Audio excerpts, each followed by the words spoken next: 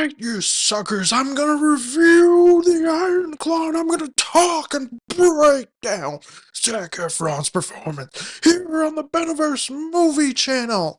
Hi, my name is Ben Friedman, film critic, and today I am reviewing the film The Iron Claw, which is the newest A24 film directed by Sean Durkin, including performances from Zac Efron, Lily James, Harris Dickinson, and Jeremy Allen White of the Bear fame.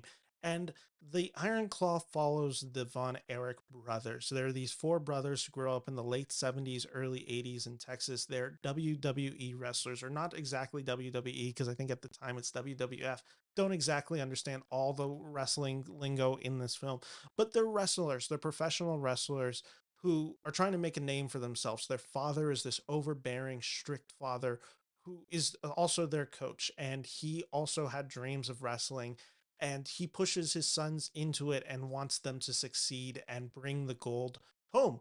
Along the way, there's just a lot of challenges and life events that affect the Von Erich family to the point that they start referring to their family as cursed. The Iron Claw is a movie about family. It is a film about generational trauma passed on from the father to the sons. It is a movie about male toxicity. It is a movie most specifically about brotherhood. And that's where I think we should start this review, because this film is all revolving around these four brothers primarily. And I think all the brothers are extremely good. In particular, I have to just sing his praise right now. Zac Efron is outstanding in this movie. What he achieves is second to none. It's just such a rare and hard performance to pull off as an actor, because it's completely based on expression. This is a character that is so reserved, and it's this reservedness that he has to learn as a person in this film, because this character that Efron plays, his name is Kevin. He's grown up as this not only surrogate father to his youngest brothers, because he is the oldest brother, he also has grown up with this mindset that he cannot show emotion. He cannot cry. He has to be a man. And he has to show that in his emotions, which means he has to withhold all of his emotions. And Efron does that fantastic. There's just some shots in this movie where we focus on Efron's face, and you feel all the emotion in just the flash of a second.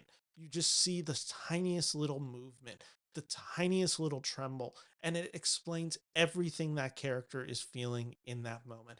And all the brothers are really great in this movie. Jeremy Allen White from The Bear deserves some shout out in this, and Lily James is a really wonderful companion in this movie as well.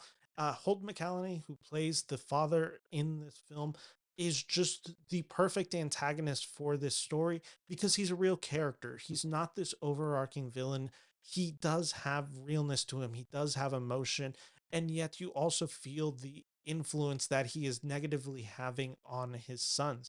And he pushes them way too hard. And that is what this story is about. And I think what the Iron Claw just does so brilliantly is how it uses all of its performance. Jeremy Allen White gets to be a little bit more of the expressive, goofy brother, which I think works so well since he's so well versed with comedy with the bear. Harris Dickinson has such a great impact, and his length is used to such wonderful effects. He's a really tall guy, and that effect of how much bigger he is than the rest of his brothers is so well used in this movie.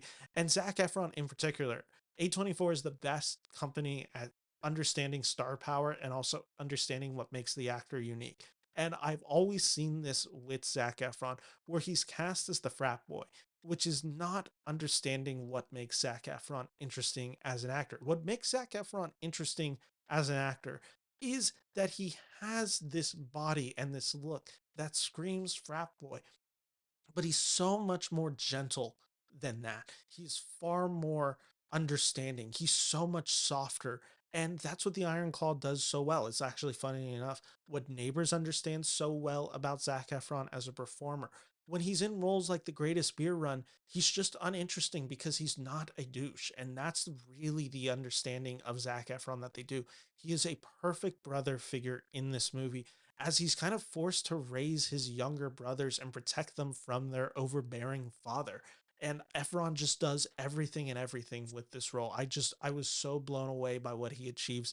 in this film. And Sean Durkin is clearly inspired by Raging Bull. If you've already been listening to this review, you can definitely feel some of the similarities to Raging Bull, specifically with male toxicity and discussion on that, but also the family element and the relationship between brothers. What I found so interesting about the Iron Claw is it's very aware of its relationship to Raging Bull. There's a lot of similar shots in this movie. There's certain fight scenes in this movie when they're in the ring that you really just feel the Raging Bull influence in it. There's one in particular with Zac Efron's character Kevin and a famous wrestler from the 1980s, where you just kind of feel the overbearing, shocking violence that comes to a front.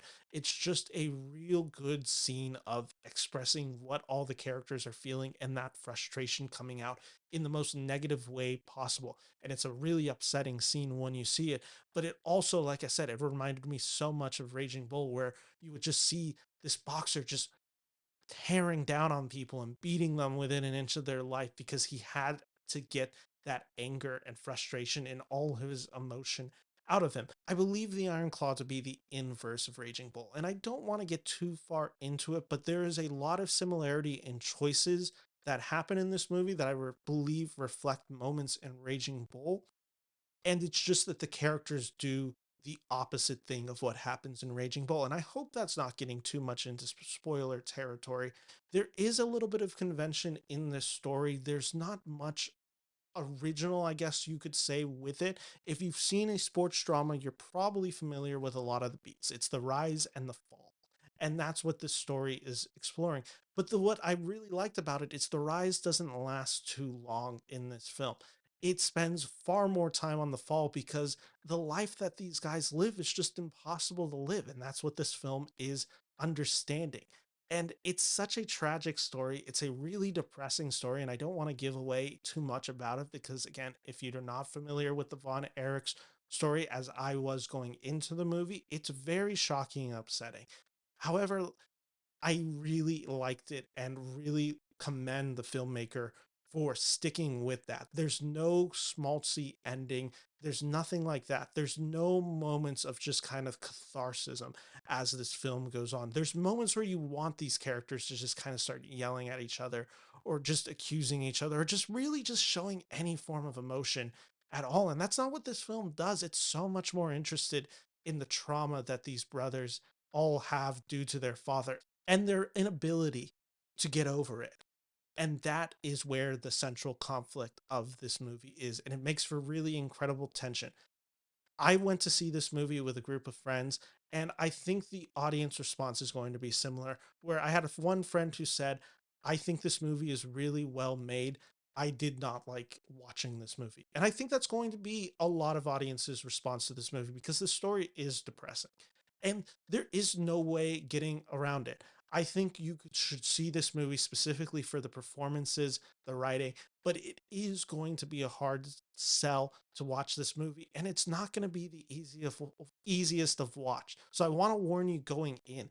Don't expect this kind of cheerful pop sports fun movie about wrestling. It's not Warrior. It's not any of these movies. It's not Remember the Titans. It is very specifically a drama and a heart wrenching drama at that. So, with that all said, I really liked The Iron Claw, and I can hugely recommend this movie specifically for the performances and the writing, which I think is A plus throughout. I am giving The Iron Claw 4 out of 5 stars on this channel. And thank you all for watching. And if you like this review, please subscribe down below for more reviews coming this year. Thank you all for watching. Take care and bye bye.